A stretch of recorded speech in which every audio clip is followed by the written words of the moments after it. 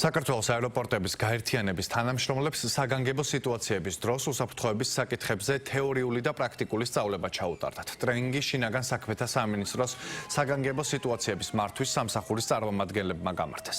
სწავლების ფარგლებში მონაწილეებმა მიიღეს ინფორმაცია საგანგებო შემთხვევების პრევენციის, ევაკუაციის პროცედურებისა და სახანძრო სამაშველო ძალების მუშაობის შესახებ. პრაქტიკული ნაწილი სიმულაციური სცენარით ჩატარდა, რომელშიც სახანძრო ტექნიკა და საპატრულო პოლიციის ეკიპაჟი მონაწილეობდნენ. სავარჯიშო მოიცავდა ოფისის თანამშრომლებისა და დაშავებულთა ევაკუაციას.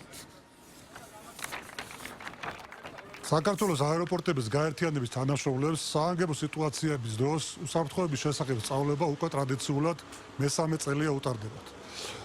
სწავლების მიზანია თანამშრომელთა ცნობიერების ამაღლება სახანძრო, საგანგებო და სხვა სიტუაციებში სწორად მოქცევის შესახებ. სწავლებაში, სიმულაციურ სწავლებაში გამოყენებული იქნა საგანგებო სიტუაციების მართვის სამსახურის 3 ერთეული, სახანძრო ტექნიკა და საპატრულო ეკიპაჟები. მინდა მადლობა გადაუხადო სწავლებაში მონაწილე თითოეულ პირს.